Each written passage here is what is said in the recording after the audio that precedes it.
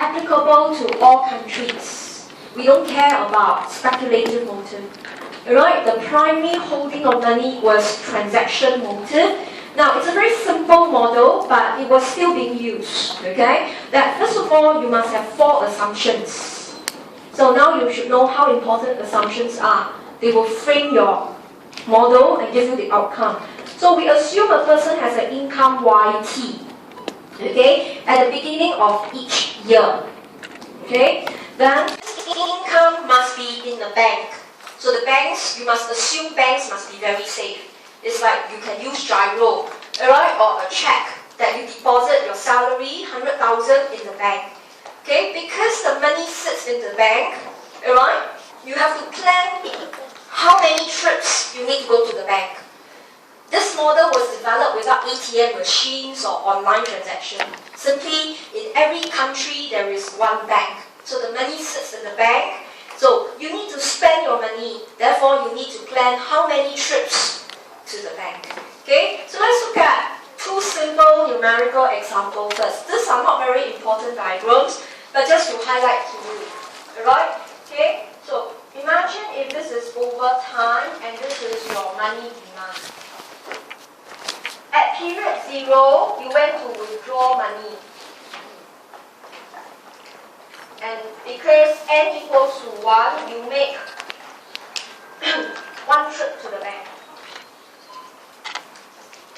Right? So imagine period 0, you step out of the bank. How much money you have? If that is the only trip in the bank, the money you took out will be your YT. Right? YT, for example, $100,000 was in your bank. And if that's the only trip in that year, you must take out all, right? Because you're not going back to the bank anymore. So at period 0, is the time that you withdraw money in 1 trip. How much you took out? YT. Then in period 1, okay, that is end of the year, you must spend all your money. So in other words, your money demand must drop to 0. Okay? So imagine period 0, you went to the bank, all the money, 100K is in your hands. End of the year, you spend it. The assumption was you must make, alright, you plan your entire income to spend. So you spend at a constant level. So money demand will drop all the way to 0. So in this case, you could see, if you take the diagram, chop into 2, this is your average money demand. And you could see, because I take the line, I divide into 2, it was YT over 2. For example, 50K. In other words, right, at somewhere in the middle of the year, I will ask you how much money you have in your hands. You will tell me, alright, some of you will have 48, some of you will have, say, 51. But if you average it out, it's about 50. Okay, so this is not money demand curve. This is measuring money demand behavior over time. And this behavior must come from the top 4 assumptions. Money sits in the bank, we took out. And we make 1 trip. Then money must spend in period 1, which is end of the year. So now if n equals to 2, we make 2 trips to the bank. Okay, so what is our behavior? Period 0 is your first trip to the bank. Previously, 1 trip, you took out all your 100K, right? But now if you're going to make 2 trips, you won't take 100K already. You will take half. So the first trip to the bank, you could see, this point here is your YT over 2. You will not take out all the money in the bank. Okay, then over here, you can mark it as point X. Okay, let me put the arrow down. This is your second trip to the bank. So imagine first trip to the bank, you took out 50,000, and at period X, like 6 months later, you must definitely finish off your money. So your money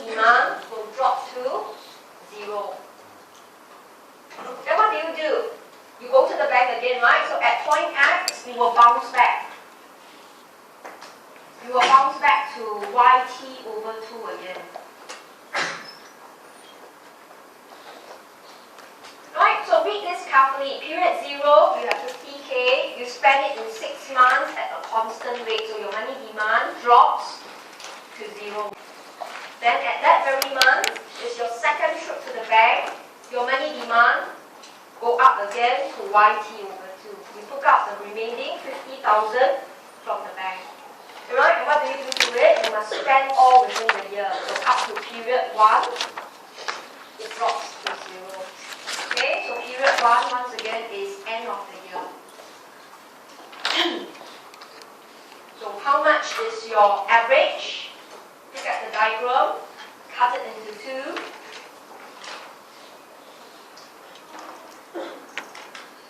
Okay, another space of it here to show you the average money demand. You could see is YT over 2 divided by 2 again. This is YT over 2. So you divide by 2, you get YT over 4. Right? Now this is not difficult, it's just that some of you find it awkward. You don't really know how to read.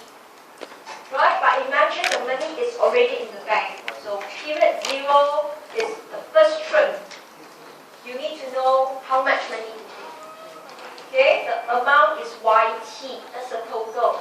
But number of trips to the bank will tell you how much to hold. Okay, so let's do a summary here. So you see, if n equals to 1, your money demand in average was YT over 2. Okay, means you could write it as 2 times 1. Then we saw when n equals to 2,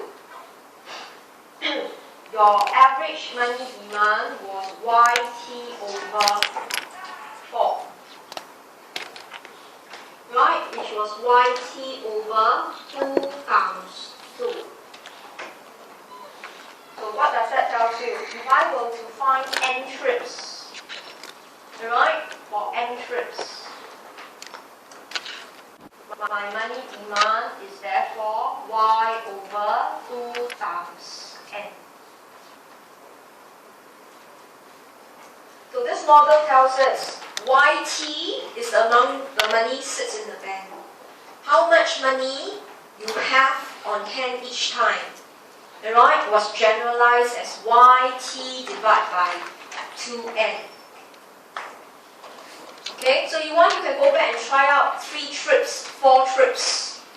But usually we don't, we just explain 2 trips will do. So that we can generalize our money demand function as YT over 2n. So YT is your income, n is your number of trips to the bank.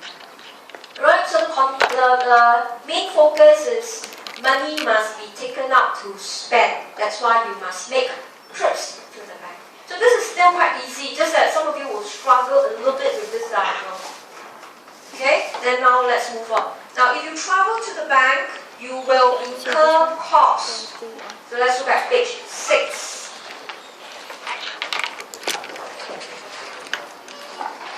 Okay, you will incur costs known as transaction costs. And there are actually two kinds of costs. One is transaction cost. It was incurred for every trip. So imagine in the past there's only one bank in the city. You may be staying at the outskirts. You have to travel to the bank. Right? So for example, each trip to the bank involved a taxi fare of $20. And because usually the banks has limited, standard working hours, so you have to take time off. Right? They don't have late night banking like Singapore. They don't. Maybe the bank closes at say 3 o'clock. So you have to take time off. So you forego wages of say, right, $30. Okay, alright. 2 hours of wages, right? Say 2 hours of wages, 50. So your transaction cost is $35 per trip. So if you make one trip to the bank, you take out all your money. You don't just take out all your money, you also incur a cost of 35. Okay, but if you make more trips to the bank, right? Okay, you want to take out less money each trip, then you could see your transaction cost on the other hand is higher. Right? How do I get 175? It's just 5 times 35. So in this case, transaction cost is written as TC times N. So this is quite straightforward.